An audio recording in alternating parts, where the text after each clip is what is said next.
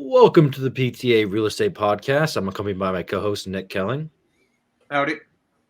We have a very special episode today. We're interviewing Daniel Keenan.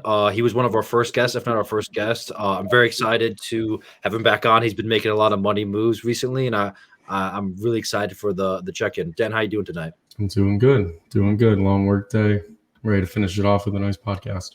Yeah, I didn't mess up your name this time like the first time. Yeah, we're good this time. Glad we got that basis covered. Yeah, that should podcasting 101. Get the guest Get the guest names right. I must have misread that somewhere. We're good. We're back.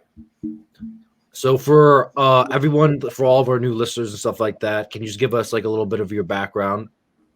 Sure. So like I said, my name is Daniel Keenan.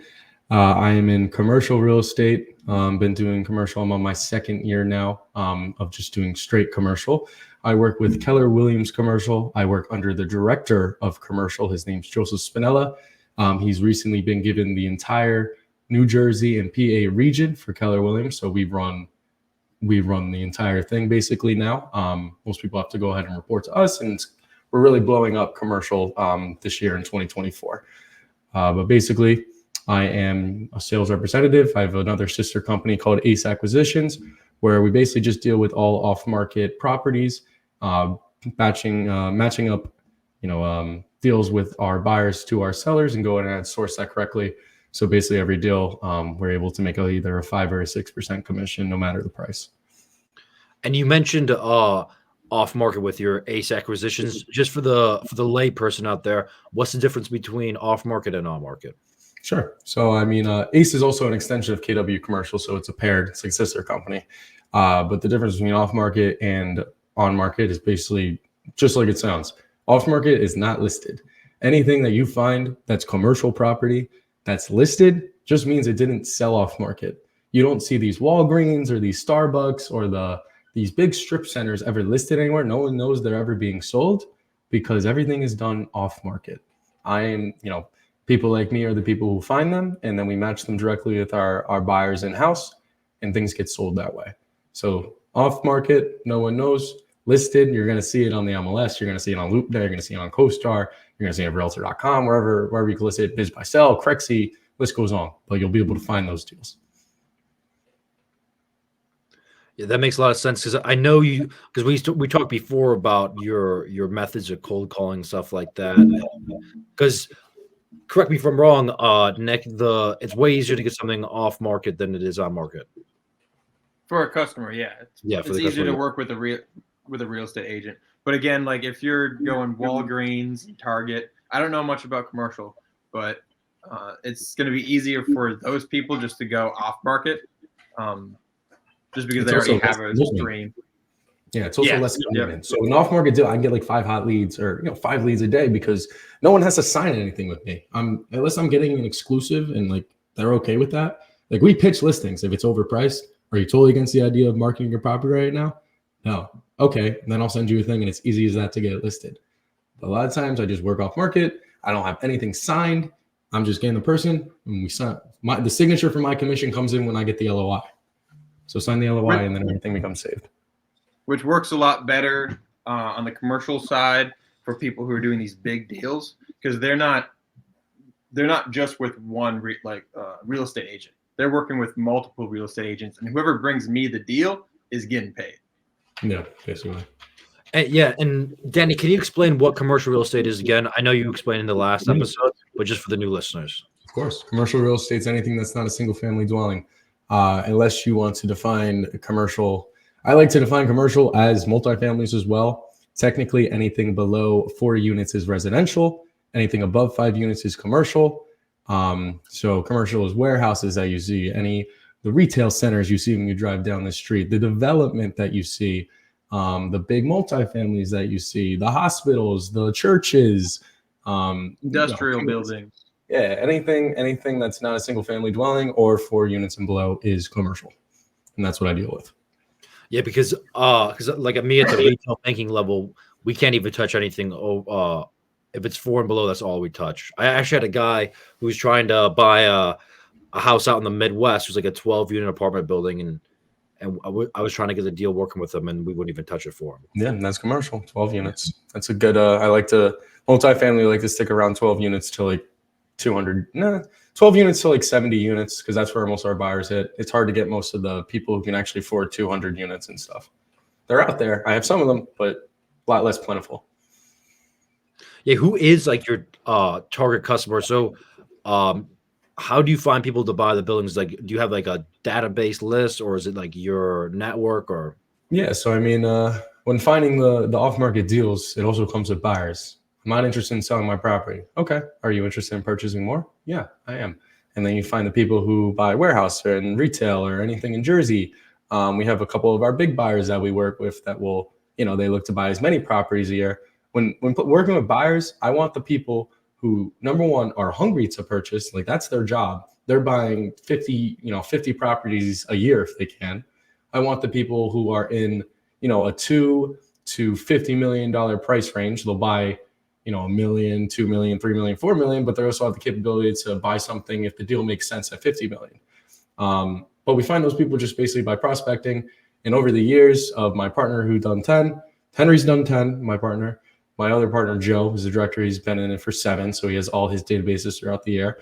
And then we have 4 or 5 salesmen right now, including myself, that have developed all these people. So we got around like 30,000 people in our database that we can blast deals out to. And then we got a couple top guys that we bring everything to first to get offers and get their opinions on it. You said something in the beginning that I was really impressed with when I asked you, how do you find people? When you reach out to people to sell something, it's like, no, are you interested in buying more? That's a great I want to say sales tactic, but that is a great strategy. So I kind of want to dive in, like, when you're talking to people or your day-to-day, like, what is your mentality when you go through that? Because that's very, I would say, like expert level of like way to flip the coin on them. Yeah, I mean, my mentality is to get leads. I need leads. That's what I say. So I started live streaming on TikTok, and I'm constantly, I need more leads. So I'm going at it until I find more sellers.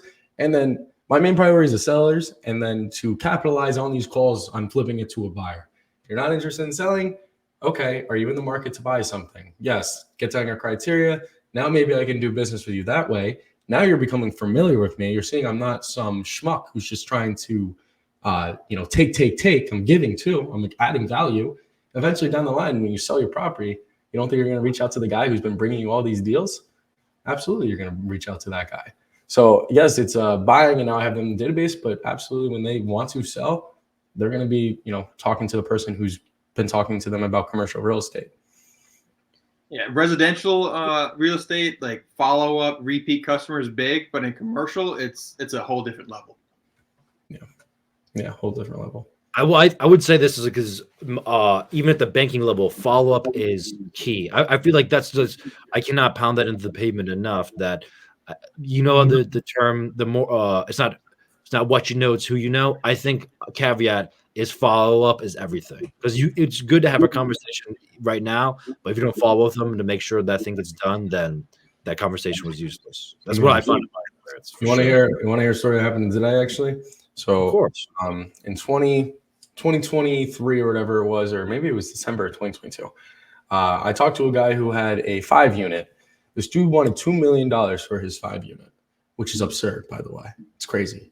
One of my salesmen on my team wrote an offer, an LOI, for I think $750,000, which is a really good price. That's like something we lowballed. We lowballed the guy. And he accepted it. He said, draw up the contract. This is like a year later. Draw up the contract. And now we have a deal where we thought it was $2 million a year ago, but now we hit him with another offer because we're following up these people and just hitting them with offers. And now he wants, he accepts a low ball. Like we're going to buy this. My partner Henry's going to buy this. And I want to throw my money in there. I'm like, let me be a part of this too. So like follow-up's huge, especially with just in commercial drilling people with offers. I submitted 8 offers today to people, trying to relive conversations at, prices I know we would come in on. Does that concern you at all that 12 months ago a 5-unit was $2 million and now you're purchasing it for $700,000? Does that make you uneasy with the commercial market, or do you think that was just a one-off great deal? No, that's not the market. That's an unrealistic seller in the beginning. Someone who's out of their mind and doesn't know what the market is to sell. So a lot of these times when I'm calling people for a commercial, they want outrageous prices. They don't know what the market is. I got to explain how I underwrite the deal, how you're supposed to look at it as an investor, and why $2 million makes no sense and no one would ever buy that in their right mind. So then once you actually present it and explain it to these people, and actually if they're really actually interested in selling, then they'll come down to reality over time, and they'll realize, okay, this is what I have to sell it at. I have 5 offers that these people put in front of me from the range of, 500,000 to 750, then you become a seller. So it's not the market. It's just the individuals who don't know, they don't want to sell their property. Yeah. Because like I said, I've only bought one property, my single family home in Illinois. I've never bought any commercial real estate, but do you think like the person who owns commercial real estate, are they hard to work with if you find, or is it, you can't like broad stroke people like that? Because I know me personally, the region I'm at, you can find some people who are real hardballs just doing a CD with them. Sure. Or do you feel like work with in what way? Like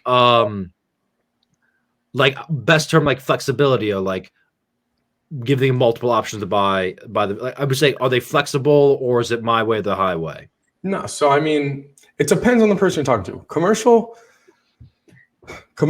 So if for the buyer, I don't want to cut you off. This is just what so you understand like what I'm saying of like my perception of the commercial space is it's very like, you get to paint by your own numbers of like, if you're clever, if you're crafty, you can get a deal done. Like I view commercial real estate as there's a million ways to solve this problem. It just is up to the individual to get it done. As opposed to like me and my sector, it's very much, you just follow the steps 1, 2, 3. No, there's so many ways to get a deal done. If someone's stuck on their price, then you go into creative financing, seller financing, where you're okay. You want $2 million, then you're going to play by my terms. I'm going to give you, 3% interest only, which means I'm only paying interest with no principal over time, over a 30-year amortization. So you're breaking the money over 30 years, and I'm going to pay you back in a 10-year balloon. So at the end of the 10 years, I'll refinance the property and pay you back. Seller financing is a huge way. I think we spoke about it shortly on the podcast the first time, but that's a way we can get around it. But if someone's stuck on their number and it's not something I can sell, I'm not going to waste my time on that. I'm going to call other people who want to sell and are more motivated. Me and my team individually make like 800 calls a day just on the I listened to the cold calling video. Use a dialer. I use Mojo Dialer. So we just rip through that all day, 5 hours a day, and just more deals. Put the other stuff on 12-month campaigns and get more hot deals. Like that's the goal. It's like the Wolf of Wall Street guy. He's like, he talks about, oh, sell me this pen. And you're like, do you want to buy a pen? No, I am moving on to the next guy.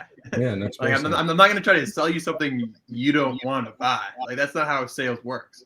Yeah. You have to find the person that actually is willing to buy, willing to sell their property at a realistic price. And if you can't get there, you move on to the next guy. There's always plenty of fish in the sea. Yeah, especially in our career. Like other sales, like if you're talking about memberships and someone's like, I'm not interested, that's lack of information. You have to turn that to, you don't know you need this yet. Our thing is, it's their real estate. Like if you don't want to sell it, I can put the offers in front of you. I can show you the different options you can take, but all you can really do is present a deal. It's like, it's less salesy. It's just like breaking down the deal. And if it works, it works. Numbers have to make sense. And then you can sell property. It's not like I'm selling, individual, I'm selling shady max. Like that's an individual thing I could try to actually sell. Like you don't need this, but I could probably sell it to you. I'm a real estate agent. I'm not a salesman. Like it kind of overlaps, but like I'm not pushing like a used car on you. Like if you don't want to buy this, you're not going to. Different world, different mindset, different everything.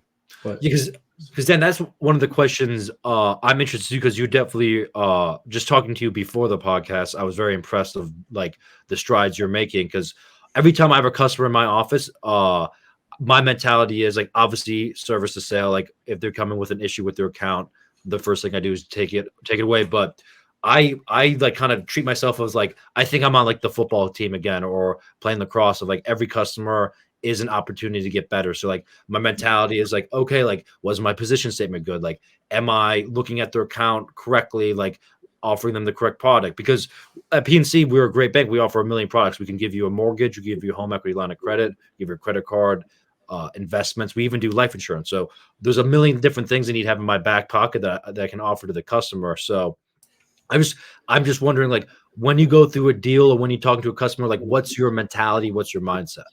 So yeah, I mean, the mentality is always, like you said, it's like being on a sports team again. Everything should be a healthy competition. I'm making more calls than you. Now I got to jump on the dialer and make more calls. I'm submitting more offers. Now I got to submit more offers.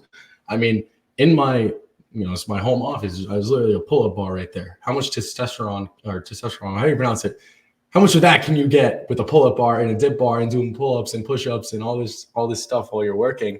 But yeah, that mindset's absolutely, just keep hitting the phones, obviously getting more deals, figuring out a way to make a deal work if it is good. Like I mentioned, seller financing, it can take a good deal and make it great. It can't take a bad deal and make it good. So with seller financing, there has to be some sort of like stabilization with that. So it's trying to search for those good deals that maybe I can be a little bit creative and make it a great deal. But yeah, the mindset is absolutely like a sport. Like it's like I'm still playing baseball or running cross country or doing swim or a part of that kind of group where we're going hard and sacrificing to be the best and to improve every day on it. And can you, just for the people again, can you break down what seller financing is? Because we mentioned it a handful of times, and I know some people don't know what that is listening. Yeah, seller financing is I'll explain super easily. In a bank, if you're going to purchase something, you have to go to the bank. They then lend you the money to go ahead and buy whatever you're going to buy at a certain interest rate with a certain down payment. You ever heard like you have to put 20% down, you have to put 30% down, whatever it might be. With seller financing, everything is super negotiable.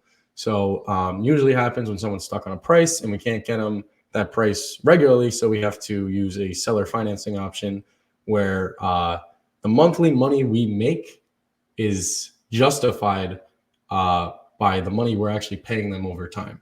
So seller financing, instead of going to the bank, the seller is just going to go ahead and finance the deal for me. So we determine or negotiate the interest rate we're going to do. Instead of the 7% or 6.9, whatever it is right now for commercial, we can do a 4% interest rate. We can do a 30-year amortization with 10% down, 5% down. But I can, whatever that may be, so the deal makes sense month after month. There's usually a balloon payment, which a balloon payment is just all the money being paid at the end of the term. So if you have a 10-year balloon, whatever money is owed at the end of that 10-year balloon, you just pay to the seller all at once. That's usually good because you refinance the property after adding value to it. So you can then take that money, pay that person off, and now you have, free, property generating pretty good income, and the person's paid off. What else is there? Is there anything as a banker, I just want to explain why you'd want a lower rate on an investment? Because what a rate is, say you're borrowing $100,000 on a piece of property. Obviously, no one just gives someone $100,000 for free. So the difference between like seller finance and go to a bank is the banks can't just say, well, they can, but usually it goes off of prime, and prime is set by the Federal Reserve. So like if you're in Texas or you're in North Carolina or in New York, prime is prime. So it's fair for the whole nation. But with seller finance is if prime's at 8% and everyone else giving, if you're trying to buy $1 million home, the average interest rate's $1 million. But if you're doing seller financing, prime means nothing. It's up to the seller and you to come to a deal and iron it out. Exactly. And you can structure it as in if you only pay interest. So if I borrow that $100,000, instead of also paying the $100,000 over time, I can just pay the interest. I can pay you 4% on $100,000 only. And then at the end of the term, I just pay you the rest of the money that's owed. So a lot of times we try to do, interest only is better for the buyer. I mean, I was telling you before the podcast, we're doing a deal that's $12.5 million. It was 15, now it's 12. We're trying to negotiate stuff, but it's a seller financing deal where we're basically doing, I believe, there's a principal. I think it's like 3 or 4% interest.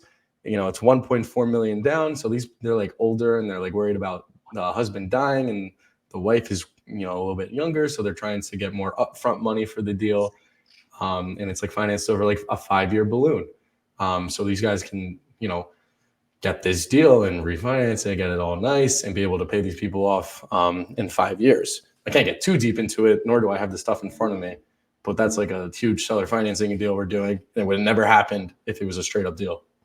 Yeah, no, that sounds amazing. I use another term there. I just want for the people to know what do you mean by balloon payment? A balloon payment is basically, if you think about how there's like 30-year amortizations and someone buys a house and they pay a house off in 30 years or something like that, instead of doing that, you can do a 30-year amortization. So the payment is still the same over, month over month, but you can pay off the additional balance at the end of 10 years. So a 10-year balloon, I'm paying you regularly like it's a 30-year amortization, but whatever is owed at the end of that at the end of the 10-year term, the rest of the money is to be paid to the seller. So balloon, think about all this money is being paid. All that's left is still in the balloon. All this money is still left in the balloon. You're just going to pop it. All the money falls out and the owner gets to pick it up. So a balloon.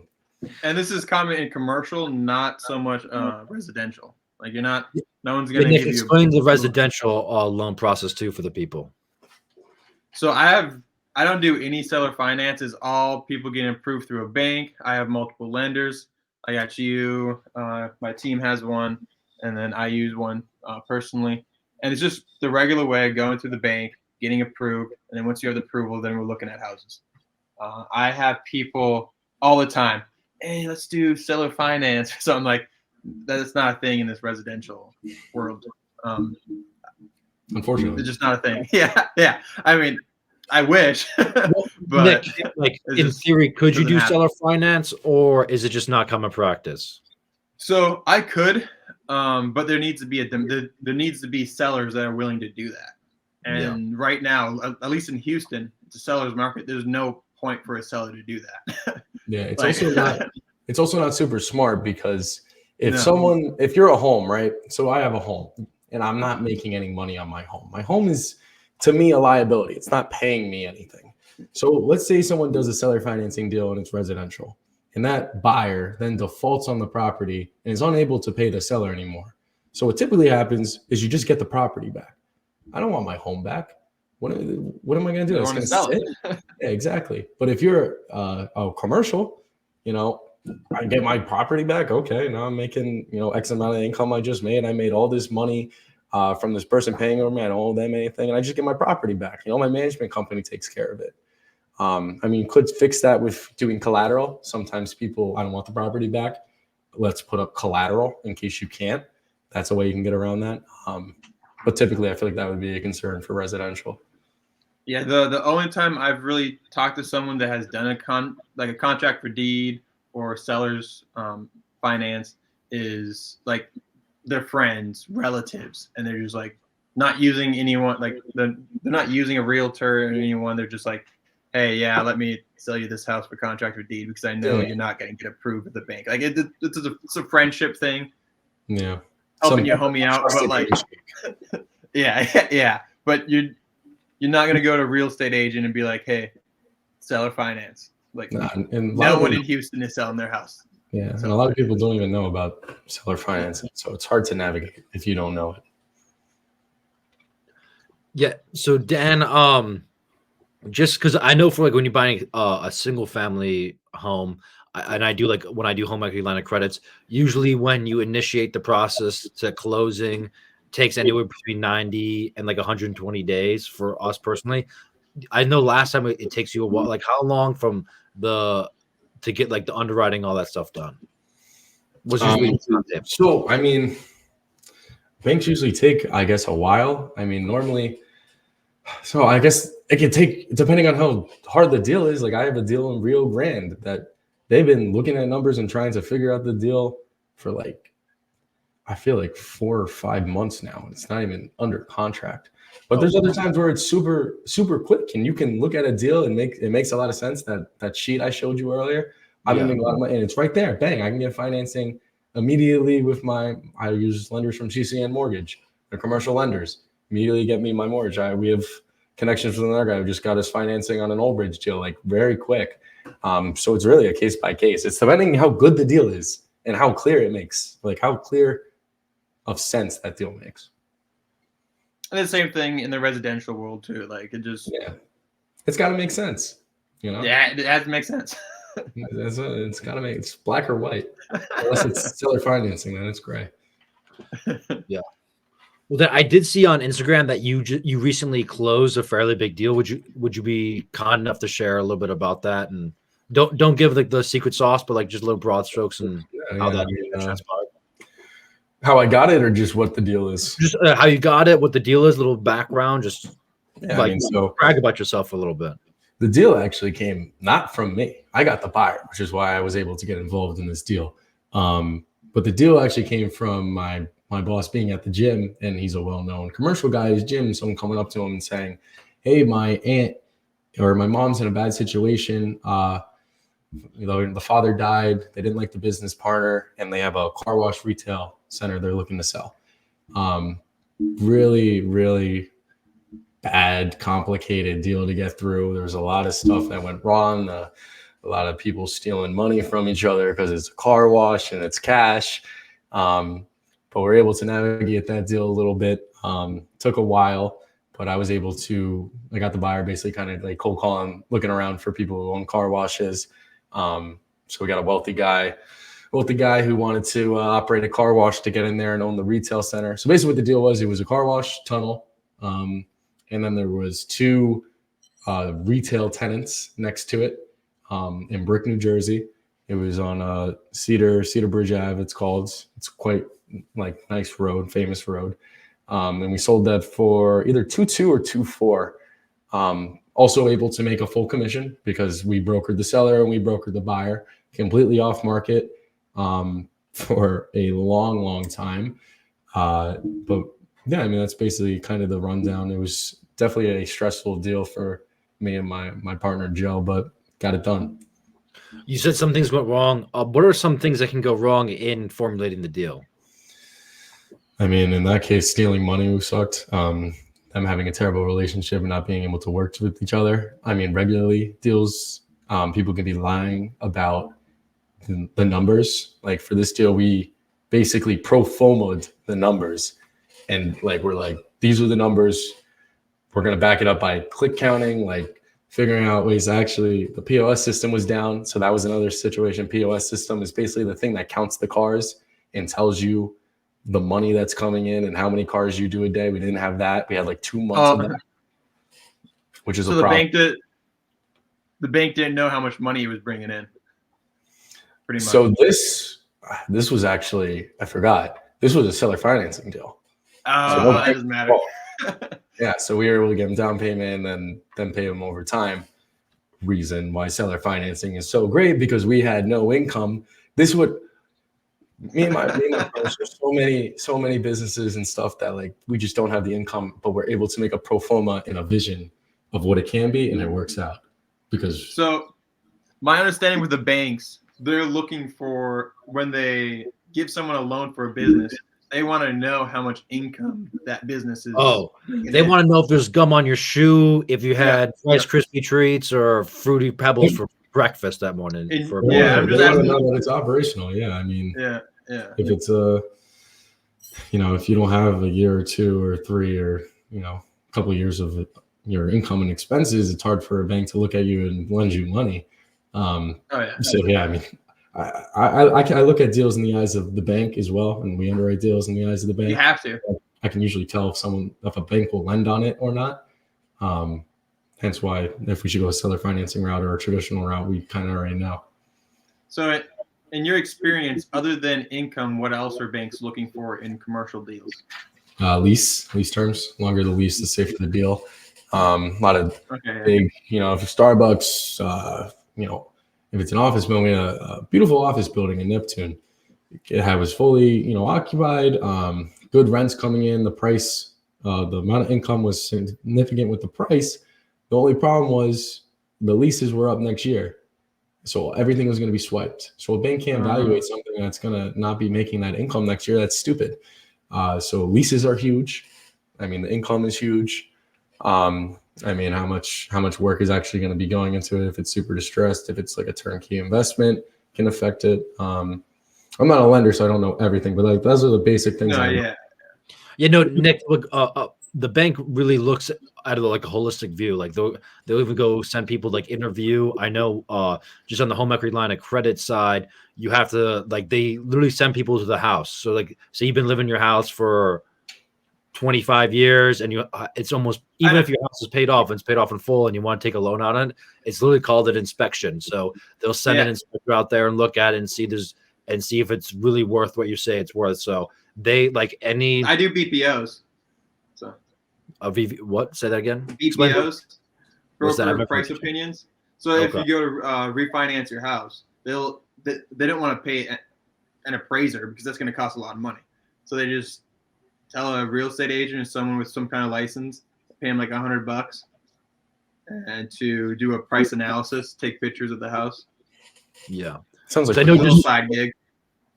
For us, just for on the residential side, I know they're going to minimum 2 years of W-2 statements. They want all your credit card stuff. They're going to do a hard run on your credit as well.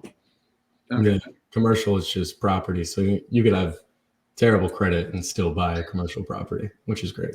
That's why you got to love America. Yeah. The bigger the deal, the less qualifications you need. Well, think about it. For a house, if you ain't got 580, you ain't shit. Yeah, if a deal can suffice itself and, provide the income, the bank will be like, okay, that property's making the money. So that's going to be what's paying our mortgage.